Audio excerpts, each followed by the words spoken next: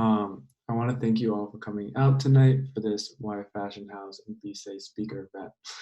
I know it's a super challenging time in the semester, time in life, time in the world. We're so excited to host Kibwe tonight, and we really appreciate you all coming out to hear him talk. This year we found that some great value in having this digital event format that allows us to have speakers like Kibwe, who I believe is in LA right now, have these super interesting, engaging conversations with us. So I'm a representative from Y Fashion House, but we collaborated with BSAY with this event. So I'm going to have the treasurer of BSAY take it away.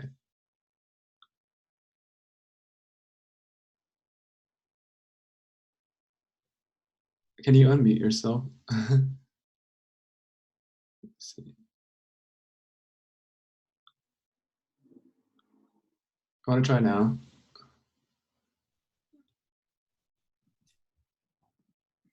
Hi everyone, my name is Ejehi and I'm a board member of the Black Student Alliance here at Yale, which is an organization dedicated to the fight for comprehensive justice for Black students here on campus, as well as Black people everywhere. And that often comes in the form of getting to invite amazing people like Kibwe to come help educate us on important topics. So BSAY is so excited to be partnering with the Yale Fashion House to welcome the illustrious fashion designer and activist Kibwe-Chase Marshall for today's event.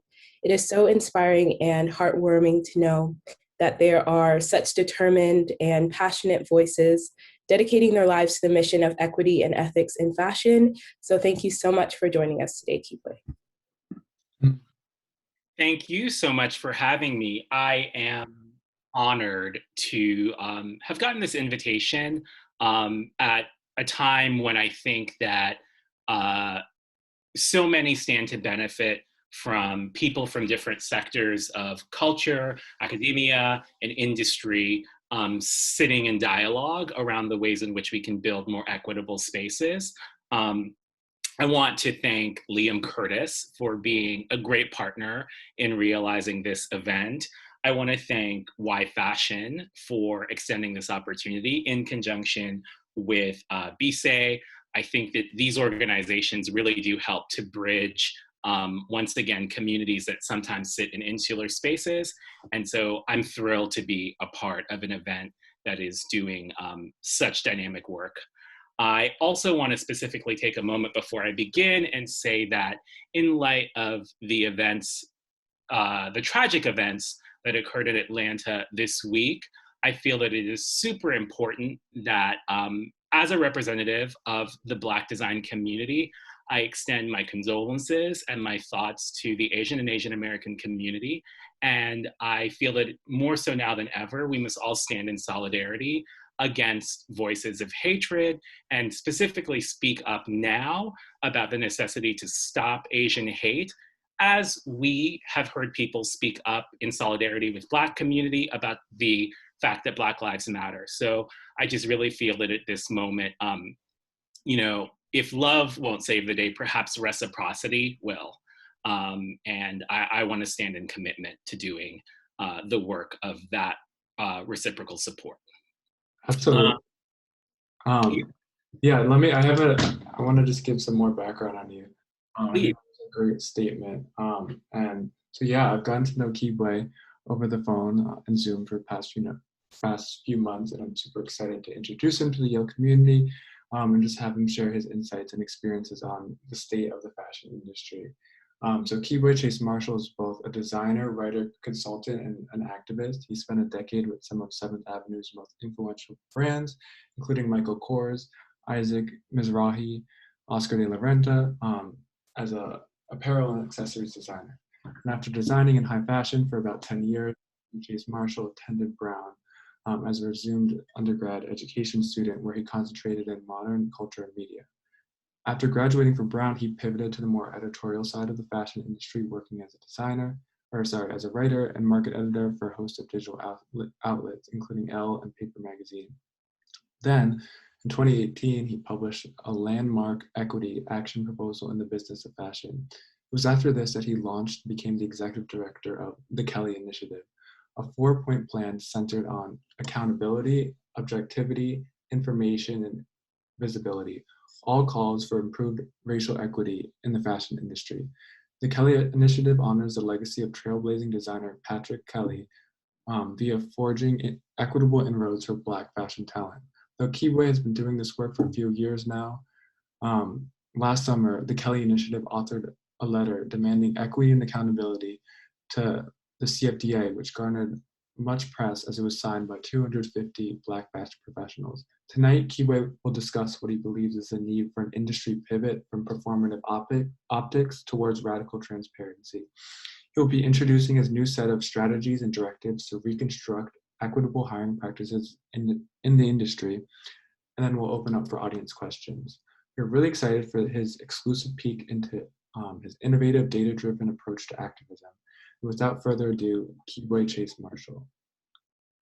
Thank you so much, Liam. That was quite an introduction. In fact, it was a good chunk of my presentation, so I'll try to cobble together something really quickly.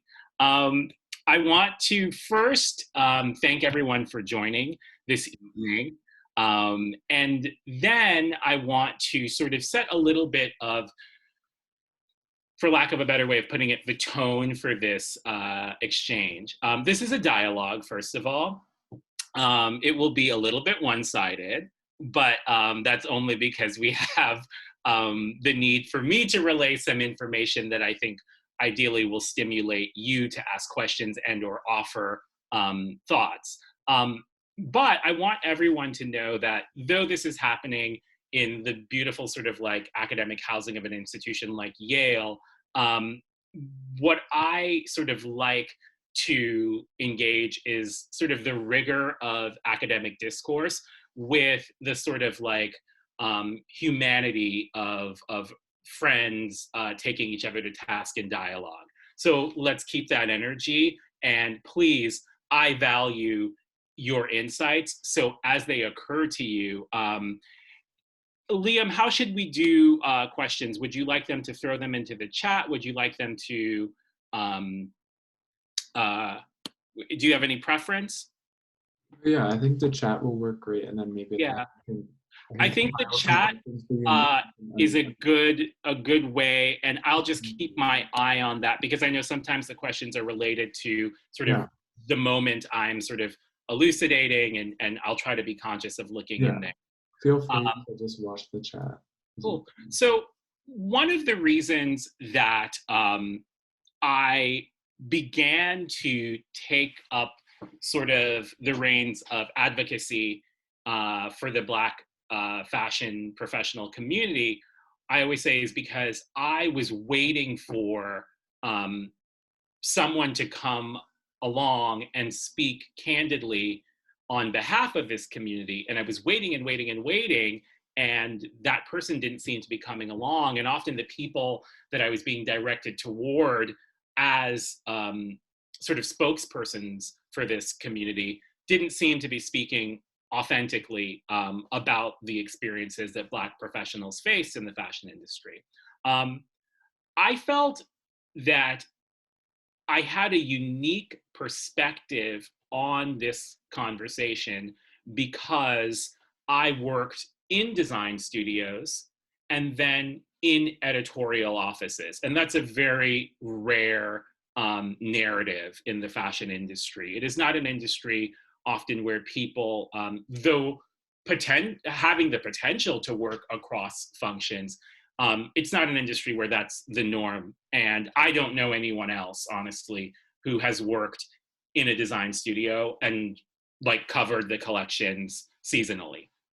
And just to sort of take a little bit of the, how do I put it, to not be vague about when I say I worked in design studios, what that sort of means, I will share the screen and just walk through a little bit of my design coming of age. Would you mind transferring the hosting? Okay, great, wonderful. Yeah, perfect.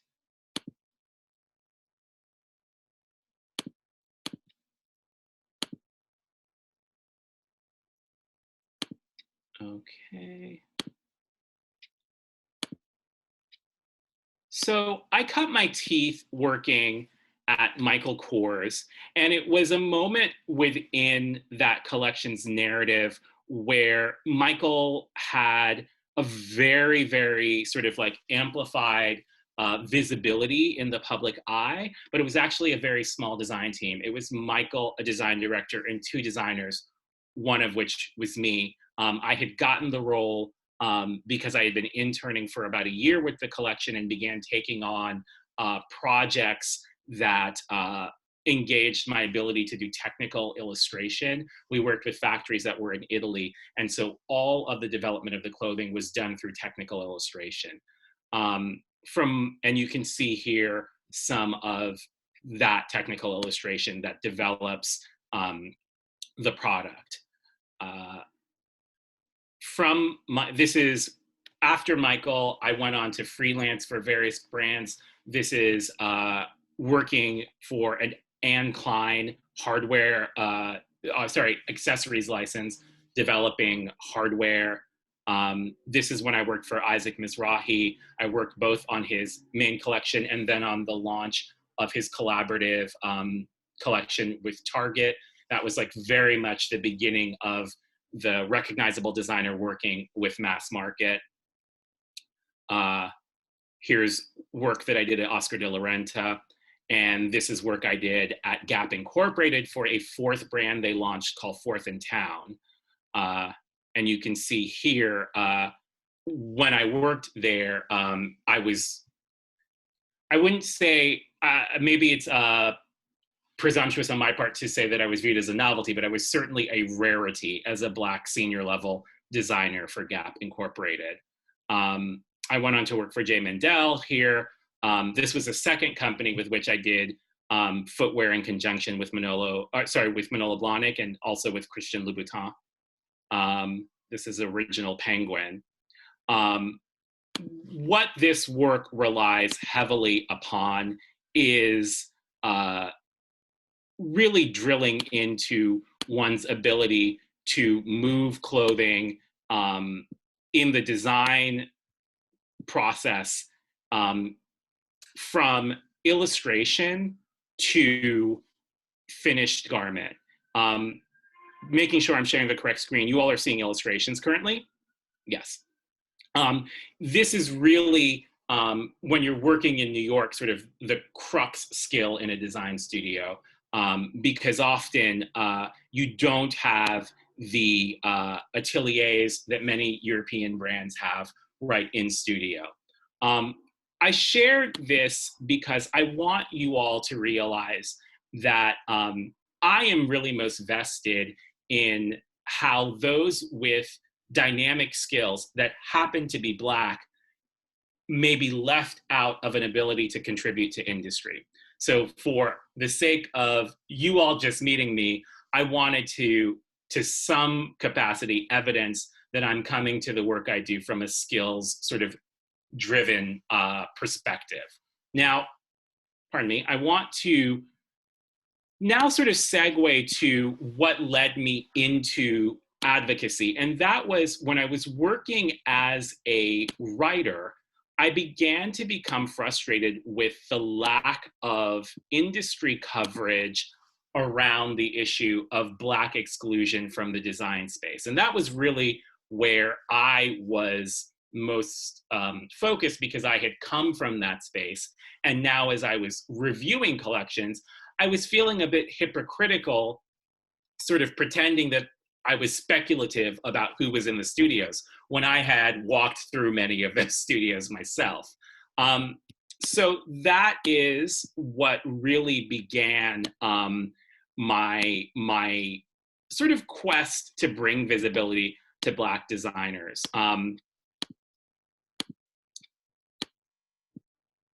I was writing for fashionista.com, and I was not permitted to write sort of what would be an aggregated truth-telling from Black designers under the premise that, was I the right writer to write this, and could I do the reporting? So I was approached by the business of fashion. And what I centered in the op-ed I published was basically this question. What would Black professional equity in today's fashion industry look like? Will it be achieved by centering Black models in advertising and editorial? And that's generally the path that the industry embarked upon as issues of race equity centered in the broader culture. Is it about individual high-profile appointments at big brands? So that is really, for many people, being posited as triumph. Oh, Virgil Abloh is at Louis Vuitton. We have Black designers leading industry. Or is it a time to initiate a more disruptive redistribution of power and influence within a notoriously insular and exclusive industry? So one of the two ways in which I feel the industry loses its way in regard to locating equity for Black professionals is relying heavily upon two sort of like pieces of fool's gold. One is tokenism, and that is often about the notion that if you get Black presence, non-meritocratically often, and not necessarily presence that stands to influence industry, you've accomplished equity. The second is sort of a lottery system where you sort of open up 3 spaces of opportunity and no one is able to understand what sort of vetting allows access. But those 2 modes, tokenism and the lottery system, are perhaps the most operative currently. So when I authored this piece for Business of Fashion in 2018, one of the ways in which it deviated from other discussions of diversity and inclusion was that it centered this statement that the established mainstream fashion design community does not have a diversity problem. It has a Black people problem. Within the majority of luxury, contemporary level, and mass market design studios, talented Black designers are seldom equitably afforded opportunities to attain senior designer, design director, creative director, or vice president of design titles. More often than not, they are blacklisted by influential recruiters and hiring managers, resulting in little to no prospects for stable employment or market rate salaries. And this, at the time, was met by a lot of industry sort of disbelief, discrediting, because in 2018, America had not yet begun to openly acknowledge the culture of anti-Blackness in the broader social dialogue, far less specifically in the fashion industry. So this is before H&M's sweatshirt, this is before the Prada tchotchkes. It would take a lot of moments of spectacle, honestly, for the industry to begin to incrementally, begrudgingly step toward acknowledging the patterns of specifically anti-Blackness. Because I maintain that the fashion industry is actually quite diverse. It is just quite consistently excluding Black professionals. My Business of Fashion op-ed didn't use this language, but what I was actually centering in that proposition, it culminated in a 3-point proposition, was this notion of radical transparency. And this is something that now has become central in the ideology of the Kelly Initiative. Radical transparency is about companies, institutions, brands, communities revealing information that ultimately works to hold them accountable for building equity. And here are the 4 key components in my assessment of radical transparency. Benchmarks. So we need to know what getting it right would or could be, right? And we need to measure where we are. Then we need to set targets. What pace do we plan to pursue approaching the goal? We need to report on where we are, how quickly we're making progress, or how quickly we're not making progress. And then often we'll need to recalibrate and say, we thought this was the approach, it's not effective, but maybe this is, or we need to tweak, or we need to pivot, or we need to turn. When I published my Business of Fashion op-ed, the proposition was to partner on a program with Vogue and the CFDA, similar to how they do the Fashion Fund, that would encourage encourage collection, contemporary, and mass market level brands to disclose racial demographic data by strata within their companies. It would then also, Alexa, stop.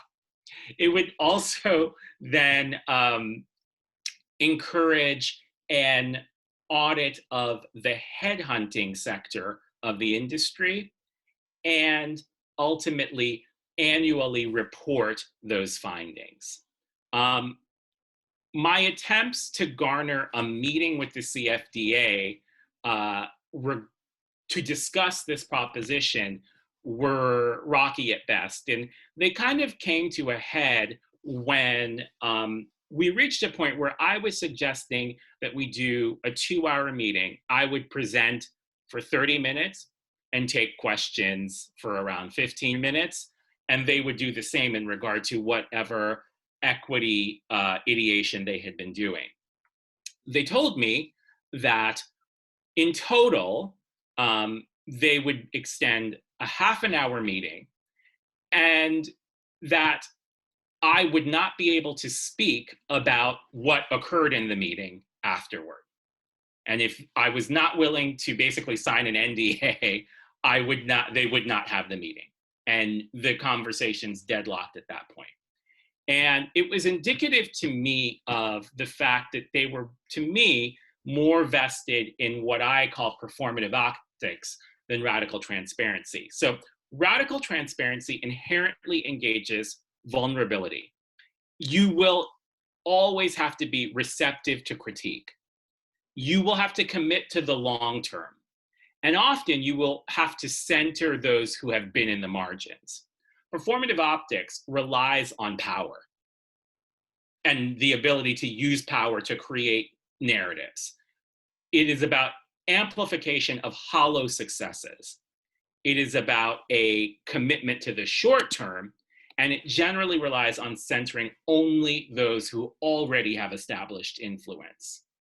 And this is what, for me, has been a big pitfall for equity progress within the fashion industry, is the centering of voices who are already enfranchised. They may come from an identity space that in the broader societal framework might sit within certain margins, but within industry, these are often voices that have been previously centered. There was about 1.5 years that passed before this summer's, national to global reckoning with anti-Blackness, stimulated by the murder of George Floyd, but then, causing us to look into all of the facets of culture and interrogate whether or not Black people were being treated equitably in those spaces. 2 colleagues and I, Jason Campbell and Henrietta Galina, felt it necessary to address the CFDA's propositions for intervening in the industry's in industry intervention related to race equity. We felt that the CFDA's proposition was inadequate and ultimately not poised to make much change. So instead of just saying, well, we don't think that's enough, we once again wanted to posit something solutions-based. And that is how the Kelly Initiative was born.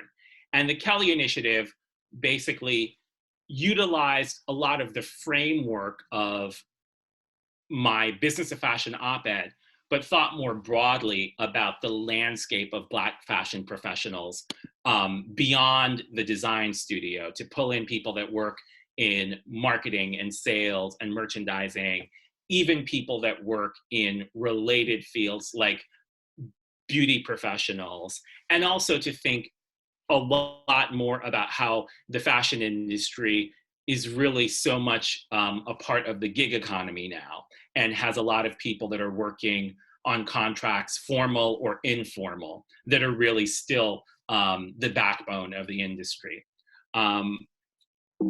The Kelly Initiative is 4 points, and just to refresh a little bit on what those are. The first point is accountability through radical transparency, and that is about demographic data disclosure. So that would be about industry-related brands, institutions, organizations, communities disclosing racial demographic data by strata. The second is a third-party audit of the most influential headhunting and recruitment firms in the fashion industry. Now, in many industries, there are headhunters and recruiters, but there is still often the ability to locate employment opportunities through channels like LinkedIn or Indeed. The fashion industry, specifically in regard to the design sector, really focuses employment opportunities on being located by a recruiter or headhunter and or being referred.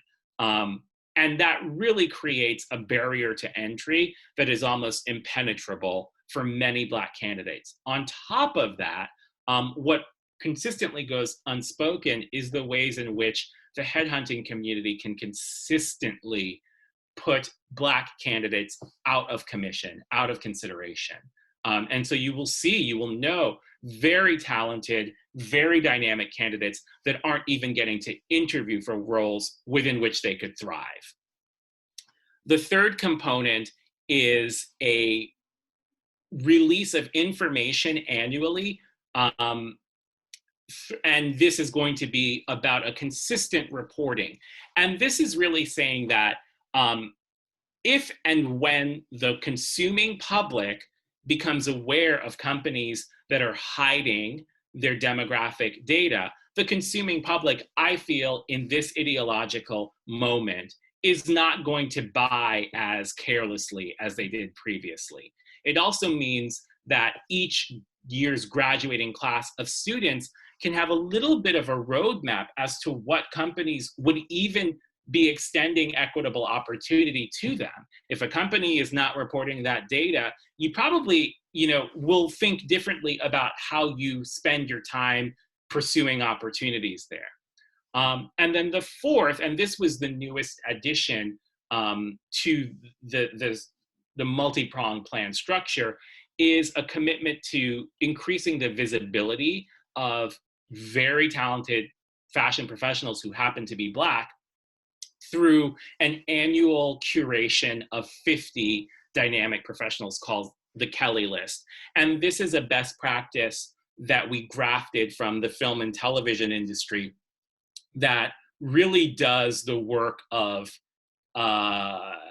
accelerating the trajectory of screenwriters through these annual curation of lists that launch careers that could have been sort of stalled indefinitely in a town where every production company is getting stacks and stacks of scripts and probably not reading all of them.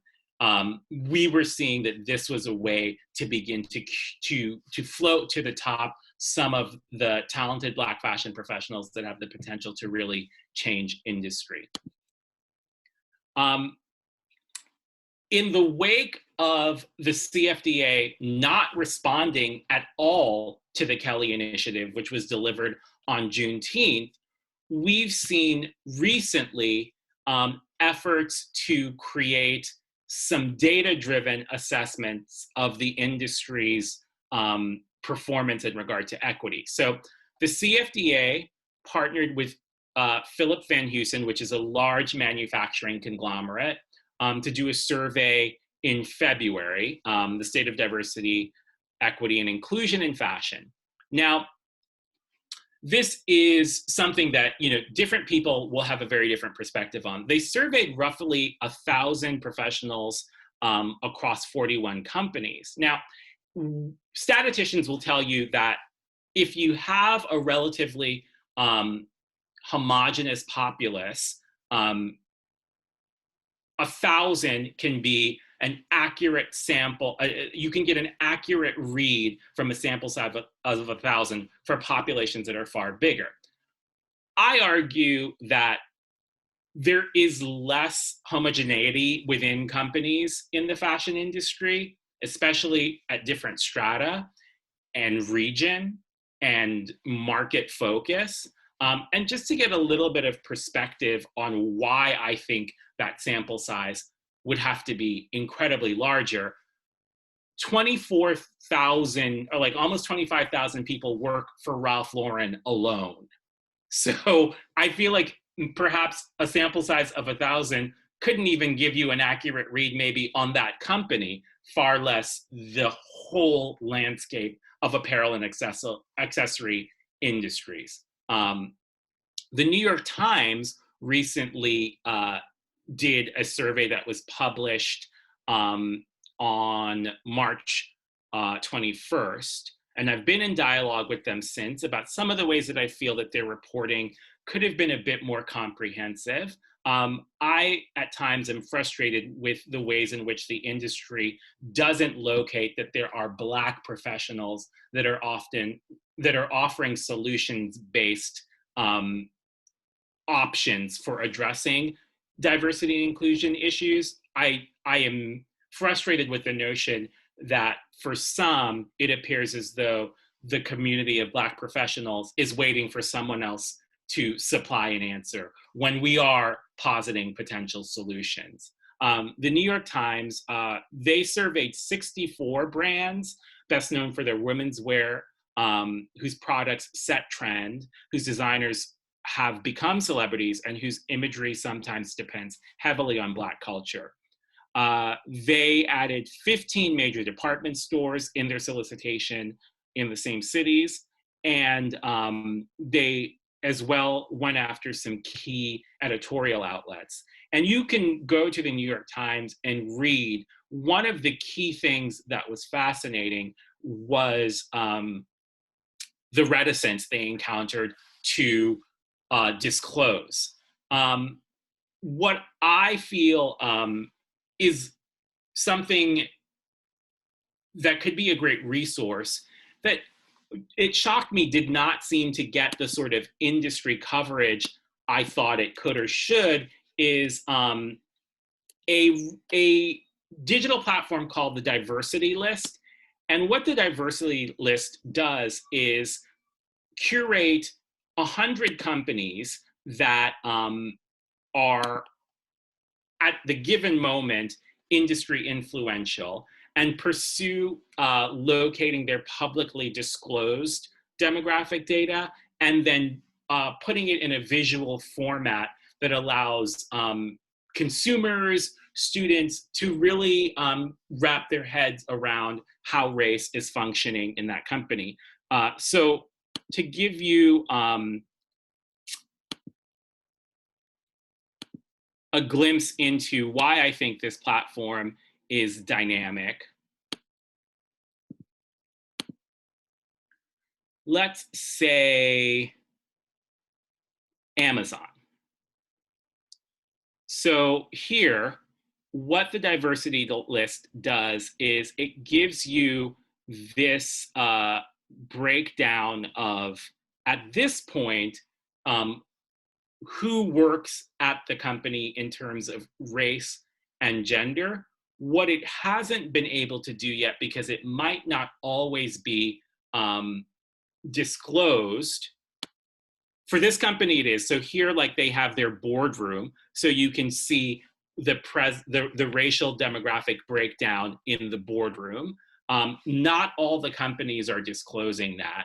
In the tech space, they tend to more because they're often public companies. And how this basically works is they aggregate, they curate the list of 100 companies, pull what they can that is available from the internet, honestly, and then reach out to the companies if that information isn't available. And I think that this is a very useful tool if it was more centered in the dialogue, because then the dialogue would be about the consuming public pushing companies to get their information on this resource so that we could buy from a place of greater information. And I feel like I'm confused as to why the broader fashion industry isn't centering a tool like this, as opposed to running in circles trying to have one by one ideological conversations with brands around moments of spectacle. So I personally feel that a tool like this that is a visualization of data, let's see, I'll pop to another brand. Here's Athleta, which is owned by Gap. You can see there are no Black people in the boardroom. There are even throughout the whole company, and if you consider that that includes Black people working on the retail floor, Black people sit in the minority of employees for Athleta, this is, even though Athleta is owned by Gap, this is outside of the Gap info. So I bet if we go to Gap brand, we may see, let's see. Okay, so that's shared across the retail. So what I then begin to posit is that, many people understand that this is a timely conversation, but they don't understand specifically why it matters that Black people are being excluded from places of influence in the fashion industry. So I want to sort of point to two key reasons why it matters. One is that ultimately the fashion industry is playing such a central role in determining sort of like the cultural aesthetic language of the moment. More people are fashion passionate now because of the social media boom than ever before. Because it's not about buying magazines, it's not about subscriptions, it's not about making it to the newsstand. It's literally passively consumed media around which people can become experts from the comfort of their home on their device. And that is changing the amount of fashion media that the mainstream community is consuming. And it is making the images that the fashion industry perpetuates that much more influential. So there's that to think about, that I think in the past, we thought like television and film, followed by the music industry, that's where culture is made.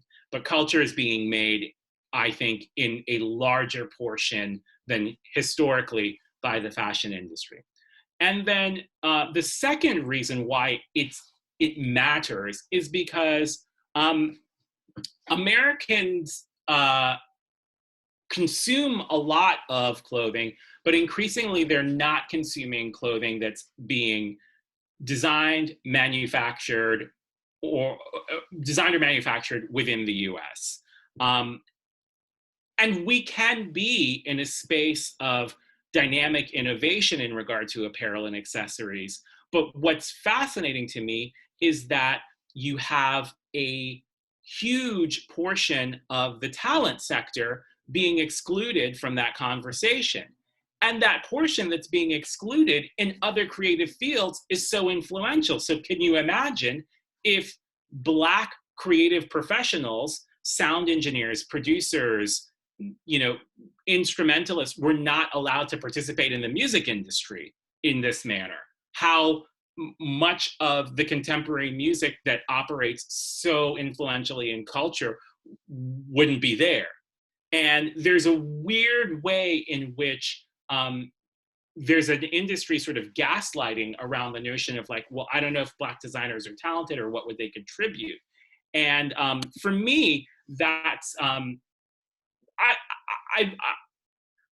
I go back and forth between wondering, is it deliberate, is it ignorance, or what mixture of the two is it? But I will say this, that we see moments within which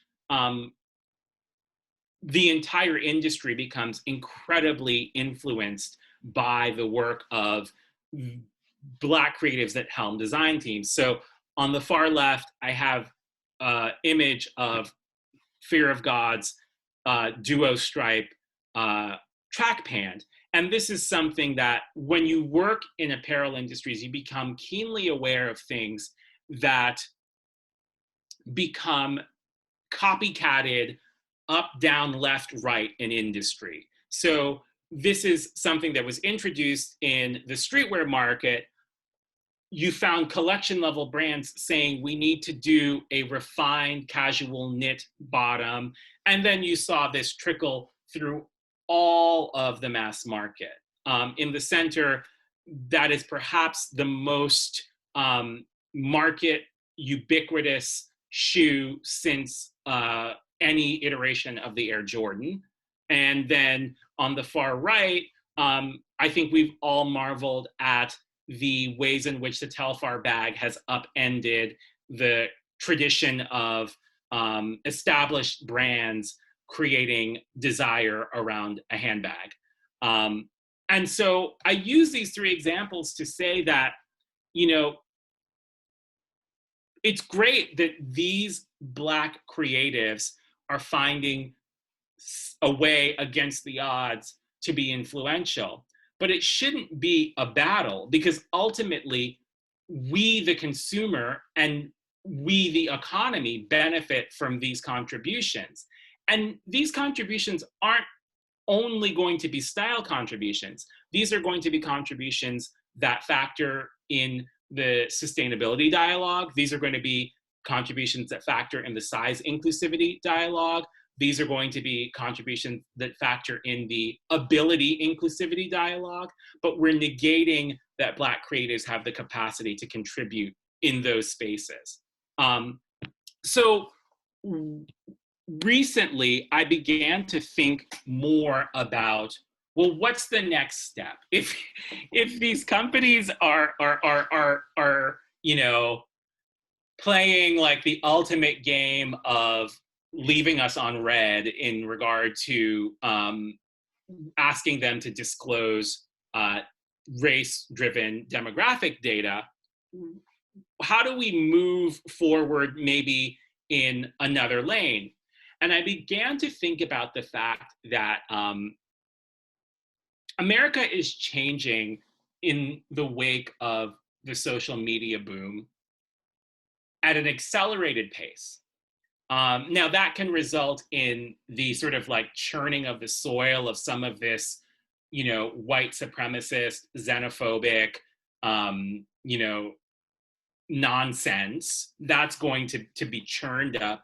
But also you have people that aren't regionally bound anymore culturally. They're exploring all of America, all strata of subculture digitally. This also means that you are going to find that emerging generations of business leaders are going to look to build more equitable teams, because they don't even want to have the conversation about why their C-suite looks like, you know, a homogenous group of all white cis men. That's so built into the culture that no one that didn't come of age thinking that was the only way wants to have their company mired in that interrogation. They want you to talk about their product, and they want you to talk about their collaborative branding, and this, they don't want to have a conversation about the race exclusivity of their C-suite. And so I started to think about, what if we kind of said, you know, the people that are holding on to like the way the industry is and used to be for dear life, they're going to age out soon anyway. And what if we focused on the startup and emerging space of apparel industries and said, you know, let's find a way for young brands and young founders to build new culture around hiring that creates a level playing field. And so that is what was the impetus for the newest Kelly Initiative activation called Inclusion is Active. And Inclusion is Active is a toolkit of 9 implementable ways to realize Black professional equity now. And sort of like, to sort of like set the playing field a little bit, imagine that you are, imagine that you started a company, like think about a company, not, and this doesn't just have to be a fashion company. Let's use for an example, like companies like Casper or Warby Parker that were started in MBA study. So those are generally started by younger founders who may not have had as much time to sort of like work in big corporate spaces and wrap their heads around how the hiring practices are creating the same patterns of exclusion. Let's say these founders across race know they want to do the right thing, but don't necessarily know how they would go about developing culture that was different from the old guard. So what the Inclusion is Active toolkit does is isolate 9 consistent phenomena that Black fashion professionals face, especially those whose work is subjectively evaluated, and looks at ways that companies can mitigate the bias that would occur in the hiring process in regard to this phenomena. The first, and actually before I hop into the first, I just want to set a little bit of the playing field in regard to the ways in which Black professionals, educated, accomplished professionals, are generally not faring well within the labor and employment market, and that includes fashion industries. So data from the Economic Policy Institute in 2019 revealed that Black workers are twice as likely to be unemployed as white workers overall, 6.4% versus 3.1%. Even Black workers with a college degree are more likely to be unemployed than similarly educated white workers. So there, it's a 3.5 percentage to a 2.2 percentage. When they are employed, Black workers with a college or advanced degree are more likely than their white counterparts to be underemployed. Underemployment is the phenomenon of not being employed in a capacity that is commensurate with your level of education. So you may have a college degree, but be working in mass market retail.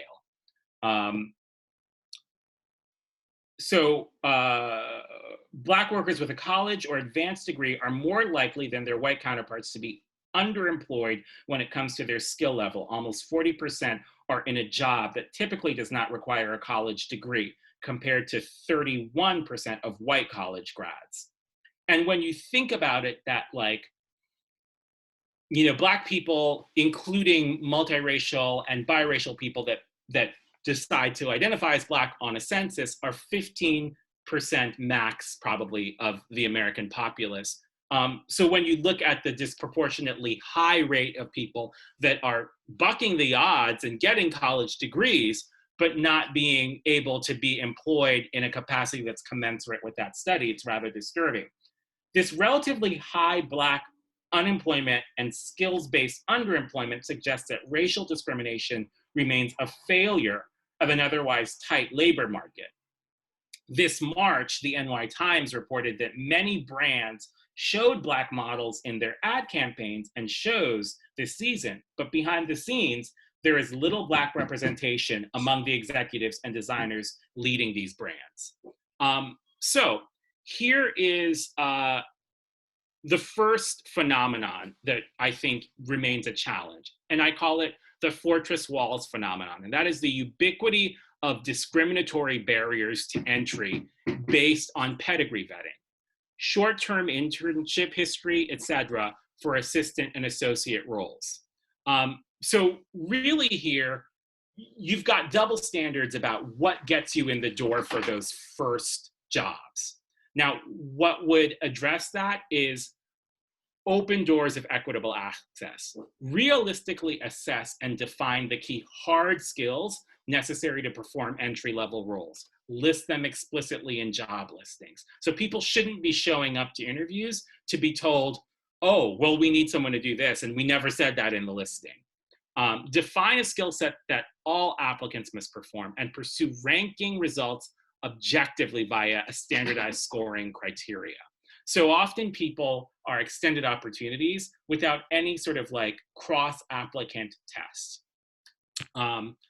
The second phenomenon is called the cult of the clique, referral-based hiring heavily reliant on candidates belonging to superficially exclusive social, cultural, and professional networks. Here, the way to actively address that and mitigate it is develop recruitment initiatives and execute activations that go directly to majority Black institutions. So one of the things I always joke about is recruit the way you market. You know, recruit with the same specificity, with the same focus, and with the same enthusiasm that your marketing campaigns engage. Explicitly solicit the interest of Black candidates when recruiting within spaces within which they may largely go ignored or overlooked. So like competitive academia, where you have Black students in the minority, but often there isn't, a direct focus to engage those communities. And they couldn't be easier to locate. Then utilize social media's info amplification capacity to engage talented Black professionals that may lack networks of industry influence. The third we call the Grim Reaper gatekeepers, the roadblocking of access, most often by headhunters and recruiters, to top-tier employment opportunities that too often results in Black professional indefinite unemployment and underemployment. So remember here, we're positing this for people that are, let's say, new to the founding experience and looking for sort of ways to not realize the old patterns. Explicitly define a recruitment strategy that headhunters and recruiters you contract must implement.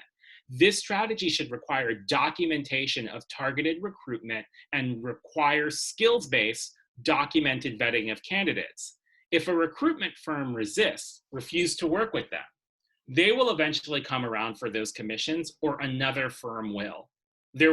If we didn't allow recruitment firms to build this bias into the work they did, someone would fill that market void for a more equitable recruitment firm. And that is a big game change that I expect will happen within the next decade. But I think it needs to happen faster. Hopefully it will. Death by subjectivity. Opaque, and this is one of the most, all professionals deal with this to some degree, but the more you sit in spaces of marginalization, the more that this can spell your demise. Opaque, one-on-one, inconsistent interview and hiring practices that normalize individually biased vetting. So what the way to mitigate that, as advised by a really cool organization started by Ellen K. Powell, she wrote a book called Reset. She did a lot of gender equity advocacy in the tech space. What they advise, it's called Project Include, is her organization. They advise what's called 3-on-1 hiring. Develop 3-on-1 interview and hiring protocols that pursue assembling non-identity homogenous trios from your team with the goal of holding each other accountable in terms of bias mitigation. Utilize a skills-based scoring system within these interviews in order to rank candidates. Build hiring trios thoughtfully, encouraging broader company dialogue regarding this style of interviewing hiring. So one of the things for founders that these systems realize is equitable hiring ideally, but also a litmus test of how your hiring managers respond to the work of equitable hiring. Because if a hiring manager is resistant to doing this type of work, you kind of know that they would not have been actively pursuing equitable hiring were this not in place. And that should affect how you advance that person and the agency you give that person in the hiring process. The next is what we call moving the goalposts. The engagement of differing vetting protocols for different candidates, resulting in certain applicants being availed of an opportunity to shine, while others are prevented from a chance to make even the slightest mark. Level the playing field. Develop skills tests upon which candidates cannot put their names or indications of their identity. Have your broader team score the submissions based upon a pre-devised rubric.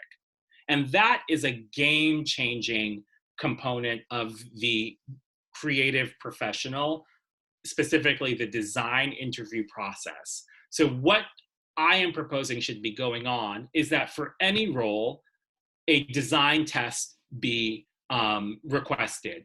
Can you sketch 5 looks or 10 looks for a warm weather capsule with 3 of the looks being outerwear driven and a 4-look presence of soft dressing? The sketch project comes back, it has no name on it, you have 6 of them and your team scores them, as opposed to this is about one hiring manager sitting in an interview, looking at portfolios, giving some people's portfolios tons of attention, other people getting dismissed because they don't brand the correct way for the company, they're not a culture fit. So this candidate, making the candidate identity not a part of the evaluation process would be game-changing for work that is subjectively assessed. It will always be subjectively assessed, but we need to try to pull the bias out of that, because often people select based upon even subjectively the work that they respond to. Cents on the dollar. Black employees receiving unequal pay for equal experience and contribution. Build a meritocratic culture based upon all employees knowing the pay ranges for various strata of titles. Give all employees explicit paths for advancement, both in terms of title and salary, and honor a commitment to equitably affirming hard work through promotions, bonuses, and salary increases. Now, this is operating at certain companies already. I know like Reddit has a culture of salary transparency. When you're interviewing for a role, you know what you would get paid in a range, and then there's like promotion, advancement. And more the tech industry is having to do this to not be in a space of legal liability. So it's kind of logically a best practice that you won't have these situations where someone is doing the same work as their colleague but getting paid less if the salary ranges are common knowledge to all in the company. Access denied. Black professionals not allowed the same agency resources within a role as their non-Black counterpart. This includes departmental spending budgets, headcounts for hiring, travel opportunities, and administrative logistics support, etc. So in the design space, one of the key ways in which this access denied phenomenon rears its head is with travel for fabric development and inspiration shopping. So when you work in, let's say, New York, you your goal as a designer is to twice a year travel to a fabric fair in Paris called Premier Vision, because it really allows you to get visibility of the newest innovation in fabric development, trim development going on in the industry. And when systemically Black professionals are not allowed to travel in that capacity, it handicaps them. And it also prevents them from building the sort of industry network that allows them later to launch their own projects. Now, it's no company has an incentive to build employees capable of launching their own companies, but certain companies do that for certain employees. They do avail them of the resources and the experiences that allows them to flourish as a professional and ultimately helm their own company. Black professionals in the fashion space are too often excluded from that access. So regardless of the identity of persons heading teams, allocate departmental resources to your staff based upon what will allow individual offices to perform to or in exceedance of your expectations. Allocating anything less is tantamount to deliberate sabotage, not just of your employee, but of your bottom line. And that's something that I think many people looking in from the outside don't realize about the fashion community, is people are sometimes willing to make less money to play these sort of like odd ideological games. Gig economy cotton fields is what we call this phenomenon. The proliferation of race-based pay inequity, inconsistent booking practices, and Black professional derailment in the freelance hiring sector. So a lot of the design staff in America has now become farmed out via freelance. And then you have certain sort of sectors of fashion industries where freelance is a big part of the landscape historically, like event production. What you see in that space is a lot of informal contracting that can result in people getting paid far below market rate and often not getting paid on time. These are often as well professionals who struggle to evidence their value when they can't say, I was at one company for 5 years. So if you're a founder who wants to engage with that reality more equitably, you can develop standardized contracts for retaining all freelancers, including and especially Black freelancers, that explicitly outline consistent rates, terms of service pay, severance clauses, and billing payment cycles.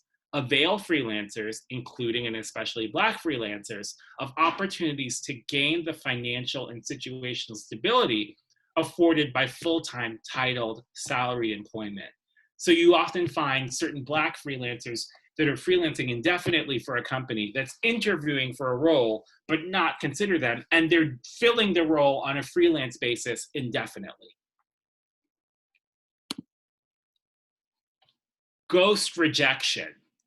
The practice of releasing candidates from consideration via ceasing communication or offering no feedback on their qualifications, performance on test material. So this is like where I have experienced this, where I've done a writing test for a copywriting role and gotten no response. And the element of that is really sort of egregious is that in the meantime, I'm publishing writing as a freelance writer. So there's not the potential that like it was just so completely unprofessional. Now, any writer knows that your tone may not be right for the brand, your angle may not be commensurate with where they want to take a campaign, but it's almost like in the lack of ability to point that out, therein lies the evidence of discrimination. Because if it could be pointed out, no one's sugarcoating it.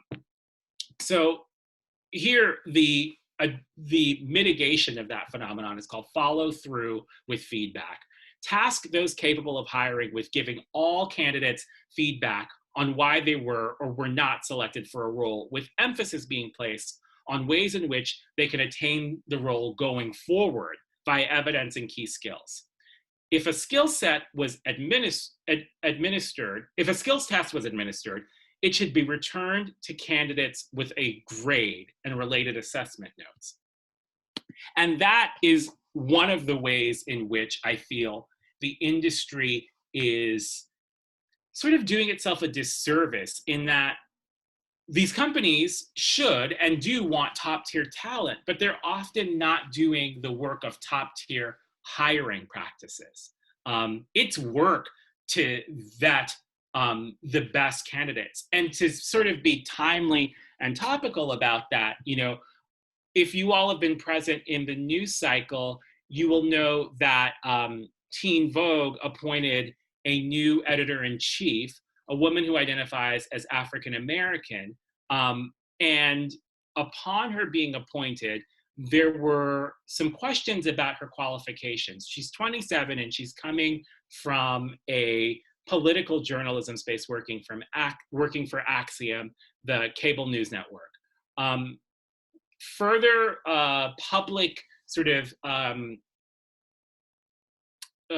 research around her professional narrative revealed that she had, in 2011, when she was an undergrad, tweeted anti-Asian and homophobic messages on Twitter. She apologized for that in 2019, but when she was hired by Condé Nast, you know, many people, of course, many people within the Asian and Asian American community said that we are in a moment of zero tolerance around those sort of indiscretions, and even an apology doesn't sort of take away the work that those tweets did and may continue to do. And Condé Nast kind of, for over the course of about 2 weeks, like doubled down on their insistence on leaving her in the role. And the events of this week occurred, and she resigned today. And it was, for many people, an indication of how disingenuous the resignation was, that it took the events of this week and the Teen Vogue Instagram account being completely flooded to the point where they could not post with calls for her resignation. I raise that story because I feel like this is an example of completely ineffective hiring and vetting, because there are plenty of talented candidates. There are plenty of talented candidates across the racial, ethnic, gender, orientation, identity spectrum that never would have gotten a shot at this role. But something about her optics made them commit to having her in this position, despite the fact that she was a huge liability. And I don't know when Condé Nast will regain confidence from those most connected to the potential, most connected to the issue of anti-Asian rhetoric globally right now. I don't know when they will win or how they will win that confidence back. So what I posit is that whether or not, you know, the work I do with the Kelly Initiative is less vested in changing hearts than it is in changing policy, so that we all can work in more equitable spaces. And I think that that's an example where that old guard industry approach is proving to not function in the new era. I have spoken a lot, and I'm really appreciative that you all have listened thus far. But what I want to do is make sure that I engage you all to ask questions now. Thank you so much for sharing your autobiography, your of a more equitable industry, and you're just a very natural storyteller. So we're really just so grateful that you're. Thank you. So people can have questions. If anyone has any questions, they can put them in the chat. But just to start off, great. So you talked about some barriers to entry of getting in the industry that are systemic and that many professionals face, somehow you were able to get over those barriers. Can you talk more about how kind of your experiences after hopping those barriers and with and So, working in the industry, some of the things you experienced, and how that inspires your work at the Kelly Initiative? yes. So I will say that what you just offered is partially true. I was able to get beyond certain industry barriers, but that's because I began working. I mean, now, a long time ago, I began working full time. I began interning in 1997. I began working full time in 1998, 99.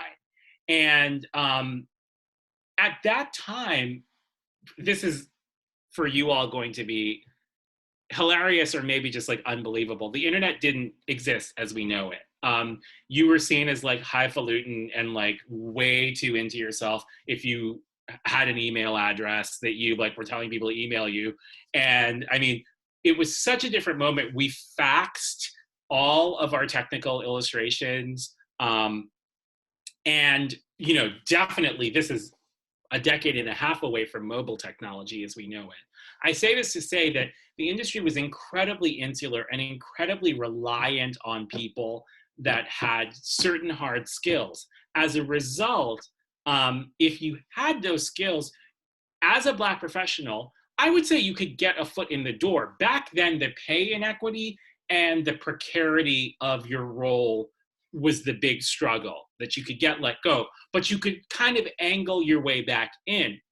As the industry grew in visibility, and there are key things that worked to that. So the internet, creating a space of democratized access to fashion globally. So when I was coming of age, there were people who in the US, liked clothing and they could flip through a copy of Vogue or Bazaar, but they weren't reading sort of like high concept international magazines because they might not be available in their hometown or they couldn't afford them. But now that has been so democratized and you see people having access to the language of style and the concept of style that otherwise wouldn't. That's the good thing. The less easy to sort of parse thing is that you have an overabundance of talent supply. And when I say talent, I literally just mean like it is talent. Now, relative, is it, the best talent? Not always, but you have so much talent that the industry has become focused on almost pursuing filling roles in the way that casting a runway presentation worked conventionally. So it's often about the visual and the packaging as opposed to what the person can do. So often you have now Black professionals being elbowed out because they weren't sort of seen as image aspirational. And it's weird because Blackness in the social media era is operating with so much capital in the culture now. You have a platform like TikTok that literally relies on Black youth creativity to function. Yet still, in this design space, there is this weird just insistence on exclusion because in the broader culture, Black creativity is so present and factoring in so many ways, So in other words, you could argue once again that like, I don't know, if Black Panther could perform like it did for the Marvel franchise, shouldn't every company be looking for a way to engage timely Black creativity from Black creators? But the fashion space just is really roadblocking that. Do you want to read the questions to me, Liam? Maybe that's the best way so that my jaw doesn't fall off. Do you want to read your question? Were you asking someone to read their question? Oh, no, sorry. I'm not a host right now, so I can't. So let me just read Madison's question. Okay. I can unmute. Oh, cool. I can read it. Thank you so much for talking to us today. It is so inspiring. I can't believe you're even at a space here for me to even learn about the work that you're doing. It's amazing and so inspiring. And something I was really interested in when you were talking was about the diversity list. And I know that you mentioned that some companies don't have that data readily available, and that data has to be accessed and received from the company. So my question is, how often are companies willing to share that data? And what do you think is the barrier, and how to kind of overcome having that data publicly available and the challenges with it? And then another quick question that I had, just to put them all together, I want to make sure I remember that one. Okay, go ahead. Yes. Actually, you can answer that one, and then I can ask you the other one after. Work. You're good. So that's a great question. And it's a question that I think the recent New York Times piece will provide a lot of insight. I would strongly suggest you read that. Basically, what they sort of elucidate is that you've got a range of attitudes and responses from companies, and you can't quite always assess whether it is truly like a disinterest in changing the status quo. We don't have Black people in this company. We are making money. Why would we change that? So there's that. There are people who are like, and we know this contemporary attitude, they're like, I want to do right, but I feel like everything's such a minefield now and everything you say is wrong. There's that. Then there is sort of the sector of companies that do want to change, but are really embarrassed by the work they haven't done until, you know, America's race reckoning. So with that said, companies that are publicly traded will disclose some information, but it can be very misleading because it can be information about the entire company, not parsed by strata. So that's going to make you feel that, you know, oh, the numbers aren't that bad at this company. Meanwhile, a lot of those people are not even working on the retail floor. They're working in the stock room, or they're cleaning the store in the evening when the store is closed. What I feel the big shift that needs to occur is that the consuming public and the community in academia of students studying design and studying business and studying sociology and merchandising, they need to push these companies to disclose, because never before in the cultural narrative with media has communication been more in the hands of the public. When I was coming of age, if you wanted your story told, you had to hope to God that a reporter wanted to tell it. Now we actually have the means to develop communications from grassroots to snowball. If the public becomes more aware of the power they have in that regard, they can force. That's why I think that diversity list tool is so great, because ideally, like it should be like going one by one and being like, why aren't you disclosing? A similar tactic has been utilized previously. So balanced diversity, an initiative started by Beth Ann Hardison, Naomi Campbell, and Iman in 2015, I believe, basically did a similar thing with whether brands showing in fashion weeks were using Black models. And they would put out a list every season of the brands that use no Black models. And it changed the industry when Celine really came under pressure for how many Black women were spending so much on expensive Celine accessories while the brand wasn't using Black models in their shows. I think that the consuming public needs to realize that influence. I think it will happen. I just hope, honestly, that it can happen more expeditiously and with more thought to the fact that we can make that change in a year. That's what Me Too and Time's Up really set precedent for, is that these things don't have to be about, oh, maybe in the next decade. Now, that doesn't mean that on the other side of things are perfect, but we can paradigm shift quickly if we want to. And your part two. Thank you. That was an amazing answer. And something else I was thinking about, because I've also been reading and following what's happening with Condé Nast and Teen Vogue. Mm-hmm. And so I know that it was reaffirmed beforehand that they were going to go through with it. And then after recent events, the resignation was announced. And so I guess I kind of want you to expand and talk more about where you draw the line, or how you think of performative activism, and whether or not it actually is going to stem from a substantive change, and kind of how we can think about recent events and actions taken by companies.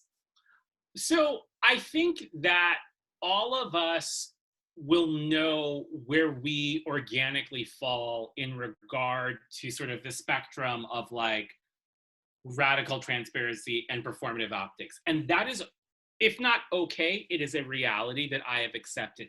I am not looking for everybody to be vested in the ultimate like American dream realization of Black equity. What I am looking for people to do is stop stymieing the progress of an industry to hold on to outmoded ways of inequity.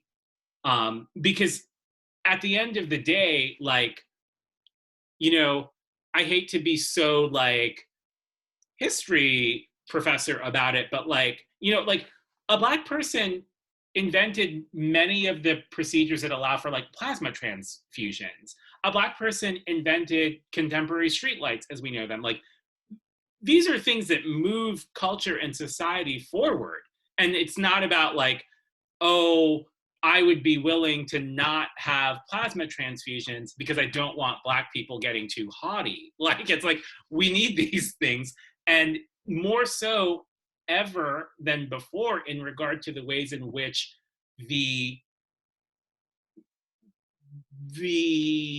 industry and the consumption it necessitates impacts our environment, which is a ticking time bomb.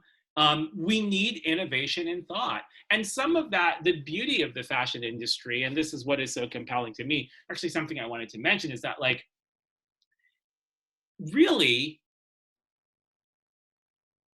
there is, with that influx of just people in the industry, a weird amount of presence that is dispassionate about design, about moving our aesthetic and functional experiences forward. And I think that in that community, you can see a lot of the, like, I just want a title with a big salary and I don't care who I have to elbow out of the way. Now, it might sound bleeding heart and it might sound like overly romantic or just plain crazy, but my coming of age in fashion was about like a real fascination with design. I happened to come of age in, I think, one of the last eras in which the aesthetic dialogue was not solely retro-referential.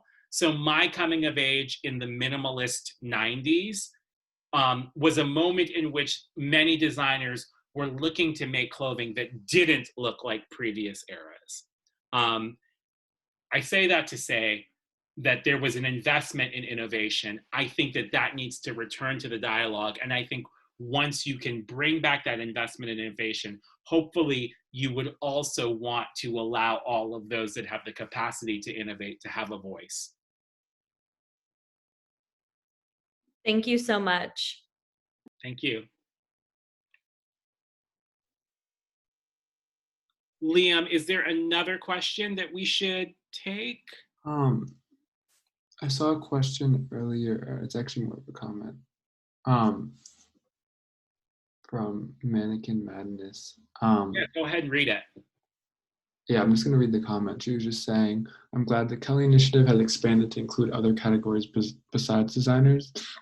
I'm in the store for fixture industry selling mannequins and dress forms, and it is super white and male, and the only reason I have had jobs from the major realtors is because I recycle mannequins for them and they start to buy them I think that this is a fascinating piece of information and story and narrative and experience shared, because many people, and this is something that I've been really passionate about sort of vocalizing recently, is that when in the height of Me Too disclosures, we had very high profile actresses, writing op-eds in the New York Times, it became so important to recenter someone like Tarana Burke, and as well recenter the experiences of those who face inequitable treatment, sexual harassment, etc., who work in food service, who work in medicine, who work in the military. Think about the disclosures from all of those female gymnasts around their medical examiner who is inappropriately touching them. What many people aren't doing in this conversation is looking at all of the inner workings of the fashion industry and the people who will never be celebrities, but keep the machine churning, and thinking about, are all of these people having equitable opportunity to realize their capacity, not just the celebrified personae whose names we know because they're in magazines and they have collaboration deals, and great, they should maybe be in a space of inspiring future generations of Black fashion professionals. I personally, with the work I do with the Kelly Initiative, am not as much vested in that notion that if we create instances of visibility, that will make change. I always say there are plenty of people that don't need inspiration. They just need opportunity and access. They'll do the rest. So I'm really excited to hear from this person who works in visual merchandising with mannequins, and to have given them an opportunity to share a bit about their experience and how it may be, even in that facet enclave of the industry, a space where white male presence is the default. That was me. I just wanted to say thank you. I said most of the time, as you said, the fashion industry tends to focus on designers or people on the catwalk, and not so much of what happens behind the scenes. Yes. What region of the nation are you in, if you don't mind me asking? I'm in Oakland, California, far away from the fashion capitals. Well, yes and no. I'm in Los Angeles, and I have to say, New York is increasingly less of a fashion capital, and LA is increasingly more of certainly a fashion presence, if for nothing else, because there is so much thriving manufacturing going on in LA that isn't in New York anymore. So you're right up in Oakland. Hop down sometime. Yes, I will do. Thank you so much. Thank you so much for attending today. Yeah. So if there aren't any more questions, I just see the attendance kind of dropping. I think it may be best to maybe just wrap up. Yeah. Midterms here, so you know how it be. So yeah. So I just give a little information about how people can stay in touch with the Kelly Initiative. So we are continuing to share information around Inclusion is Active. That's going to be often through doing fireside chats with companies, and they're free. So if your company you feel can benefit, your company, your institution, your organization you feel can benefit from discussing these tools that we have for more equitable hiring, you can go to thekellyyinitiative.net and reach out through the contact there to set up a time when the Kelly Initiative can present to you.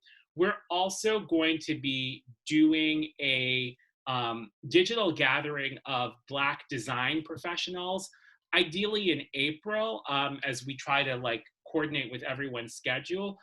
We're hoping to work with Parsons Black alumni and some of the alumni associations from the other design institutes. We happen to have relationships with Parsons Black alumni, but it's not exclusively for anyone that went to any institution. It's just for Black professionals that work in the design sector to find a means of inserting their voices into the dialogue around equity for Black fashion professionals. The best way to learn more about this is to go to thekellyyinitiative.net, sign our petition, and if you have specific interests, use the contact solicitation there. I get back to everybody because it's actually always so enriching for me to engage with building broader network for the Kelly Initiative.